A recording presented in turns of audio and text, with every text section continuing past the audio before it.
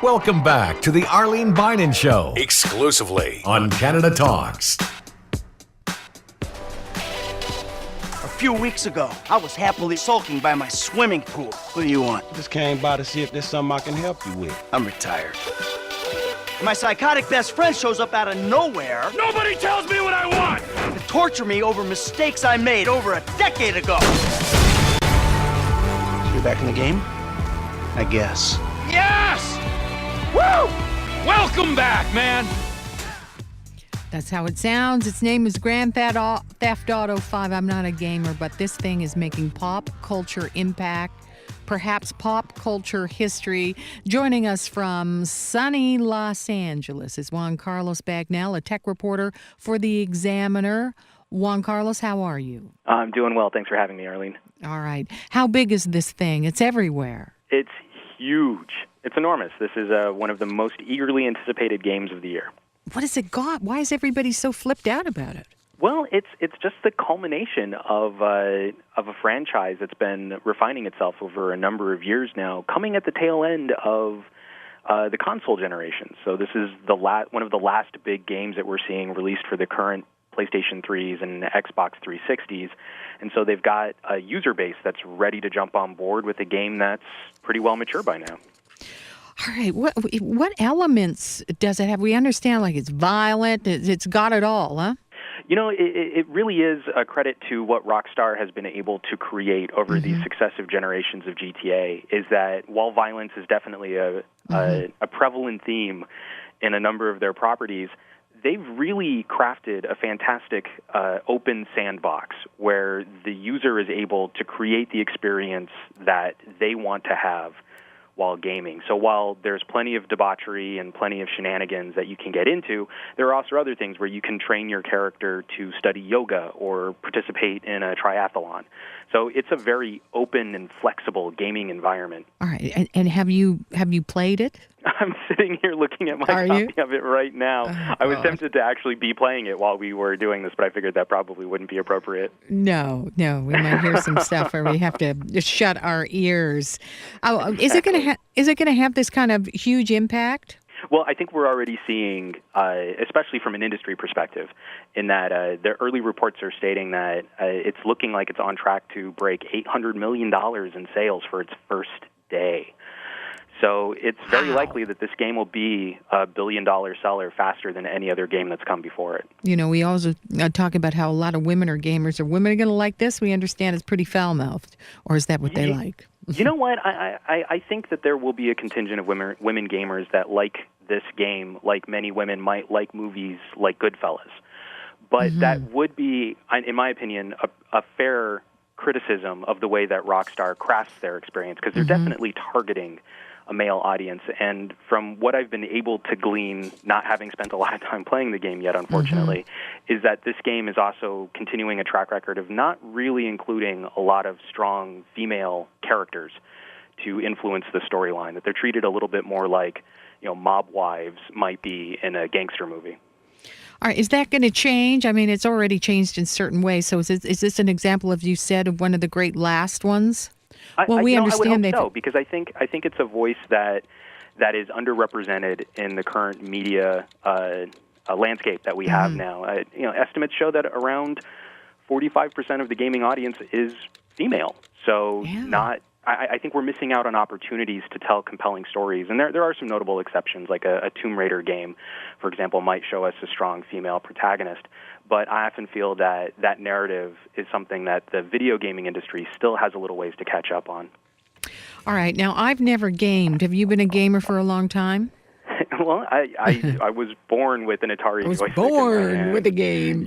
I represent the first generation of people that do not know a world without some form of video game entertainment in it. So what is it? I mean, where do you go in this thing that is so super fantastic? You actually get a choice to do all these things and enter into that world. You make your own movie over and over again. Well, and I think that's definitely part of the draw. And, a video game price right now is around $60, and people who are savvy consumers have to weigh that against current movie ticket prices, for example, and you sit down and you say, will this provide me at least 4 movies worth of entertainment? And I think people who are familiar with these types of games are going to overwhelmingly say yes. It's that you're able to pick up the game and never have the same experience twice. There's a lot of replayability. And so it feels like a better entertainment investment for a lot of people. I'm on social media and looking at the reviews, and they're kind of mixed, although there's a huge buzz. Some people are saying the visuals were a little underwhelming. Well, and I think that's to be expected. This game, and in fact, from what little I've been able to actually pop into on my own TV, I think this represents a pretty startling achievement for Rockstar, but we're still at the tail end of old hardware with the PlayStation 3 and the Xbox 360. So obviously, once titles get moved over to the Xbox One and the PlayStation 4, we should see, another generation of improvement on those graphics. But I think Rockstar has done a phenomenal job of maxing out every ounce of computing power that our current consoles have. Yeah, they're using, like a movie theater says, we're not letting go, sequel after sequel. What is GTA 5? What is the appeal of the whole GTA franchise? I really do think it comes down to culpability in pushing an individual gamer's boundaries on what they might be comfortable doing. And there are definitely some controversial elements of Grand Theft Auto 5. A lot of people have been making noise about there's a torture sequence where you're trying to get information out of another player. Another character, not another player. So you become complicit in these acts as the person controlling the little avatar on your screen. And I think there's something definitely exciting or titillating about that kind of an experience. What do you say? I get a little heavy for a while. Sometimes psychologists say it's not good to live in this phony world other than the book world. You sound like a normal, nice guy.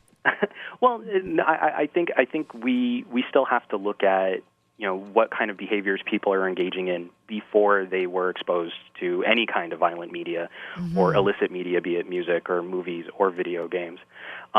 Someone who lives in this world to an unhealthy degree is probably already dealing with other issues that, aren't necessarily being created by this gaming experience.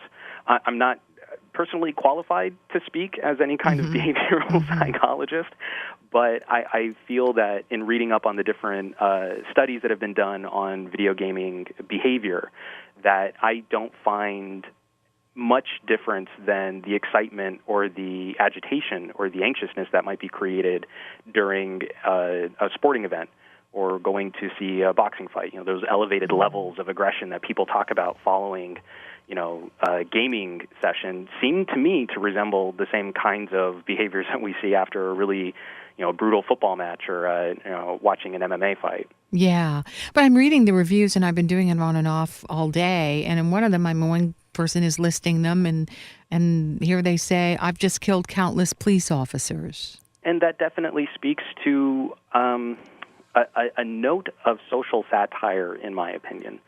I have to look at the quality of narrative because there's a lot more nuance in a game as large as Grand Theft Auto 5 that encapsulating it into a couple tweets is going to be a rather difficult affair.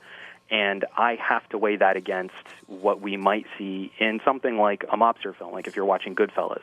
There are shades of gray that are happening. And I also think that it's a very important note to continue discussing with a game like GTA is that the actions of the character on the screen are controlled by the player. There are ways to get through this game without, super large body counts. You're still playing anti-heroes. They're still not nice guys. You're playing, criminals.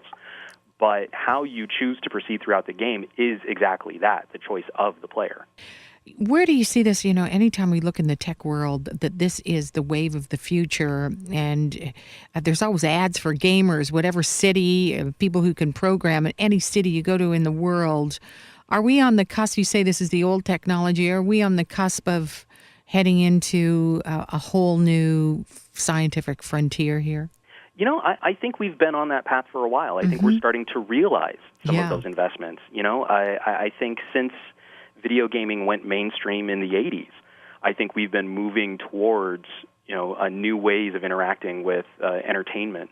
And now I think what we'll see is probably the beginnings. I think we're already seeing the beginnings, but a better evolution of gaming as narrative.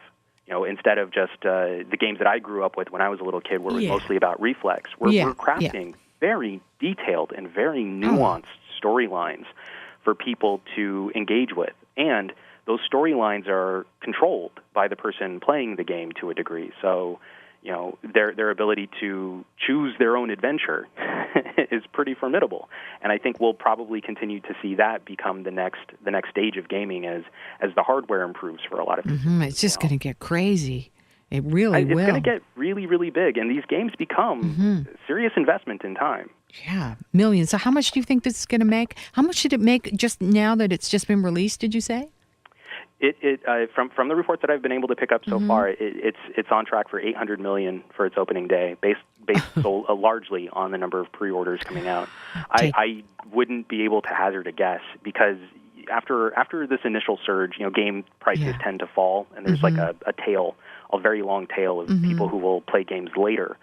But I would be very surprised if this wasn't the fastest game to reach $1 billion in sales.